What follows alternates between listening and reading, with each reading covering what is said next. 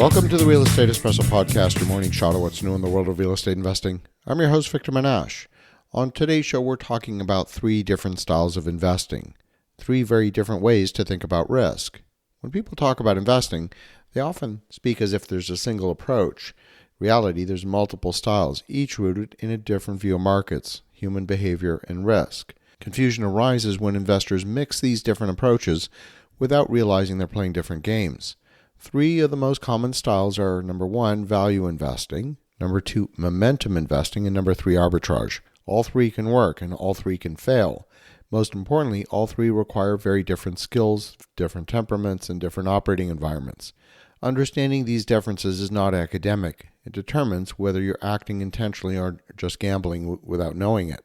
Value investing is buying what others ignore. This is that basic premise: buy low, sell high. The market is not always efficient. Prices often deviate from intrinsic value due to fear, neglect, and sometimes short-term thinking. The value investor's job is to identify those assets that are worth far more than what the market currently believes. That approach is rooted in fundamentals. It's based on cash flow, balance sheets, replacement cost, durability of earnings, and margins of safety. Value investors spend most of their time asking what could go wrong and how much downside protection exists if they're wrong. Patience is not a virtue here, it's a requirement. Value investing means being early, sometimes very early. It can involve long periods of underperformance while waiting for fundamentals to assert themselves.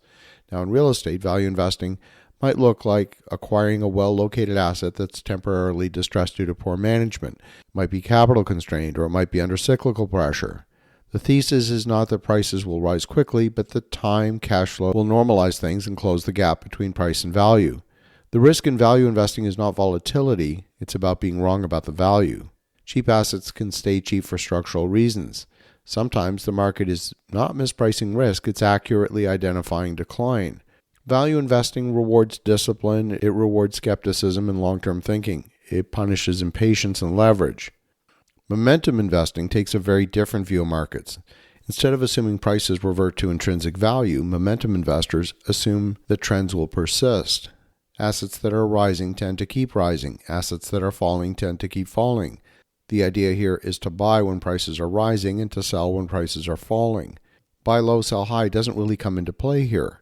The approach is much less concerned with valuation and more concerned with price behavior, with capital flows and psychology.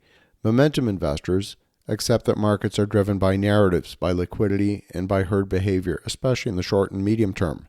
Momentum investing can be extraordinarily profitable in trending markets. It thrives when capital is abundant, when the narratives are strong and participation is broad. Many of the most dramatic gains in history have come from momentum plays. But momentum is unforgiving. Timing matters. Risk management matters. You can't be asleep at the switch. You have to be paying attention. When trends reverse, they do so quickly and violently. In real estate, pure momentum investing is rare because assets are illiquid and they tend to react slowly. Momentum investing appears indirectly. Investors chasing hot markets, rising rents, or rapidly appreciating land are often engaging in momentum behavior whether they realize it or not. The danger is confusing momentum with fundamentals. When the trend breaks, there's often no margin of safety. Momentum investors have to be able to get out quickly or accept the losses without hesitation. Momentum rewards decisiveness and emotional detachment. It punishes hesitation and attachment to various narratives. And then the third one is arbitrage. It's the most misunderstood of the three. At its core, arbitrage is not about predicting direction. It's about exploiting inefficiencies between related prices. True arbitrage seeks to earn a return with minimal exposure to market movement. Classic examples include price discrepancies between markets, timing differences, or structural inefficiencies between regulation, taxation, or capital constraints. So in theory, arbitrage is low risk. In practice, it's difficult to execute. And because the profits are small, you often need to move massive amounts of capital in order to make a reasonable profit. In real estate, arbitrage takes many forms. You can have entitlement arbitrage, where land is purchased before zoning changes. You can have capital structure arbitrage, where different tranches of capital are mispriced. You can have time arbitrage, where patient capital exploits short-term needs for liquidity. The risk in arbitrage is rarely market risk. It's in the execution. Regulatory changes, legal delays, financing terms, and counterparties can all disrupt the otherwise sound arbitrage thesis. Arbitrage rewards precision, it rewards process, and deep domain expertise. It punishes sloppiness and overconfidence. So, why does mixing of these styles create trouble? Most investor losses do not come from choosing the wrong style. They come from unknowingly blending these styles. The value investor who starts watching prices daily becomes vulnerable to momentum anxiety. A momentum investor convinces themselves they're buying value they might hold on too long.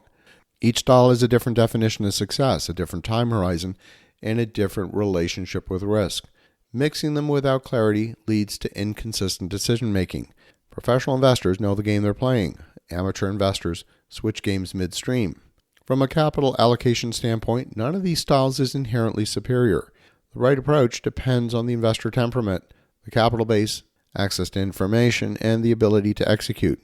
In my own work, I lean towards value and structural arbitrage. I prefer assets with cash flow, with downside protection, and with multiple paths to exit.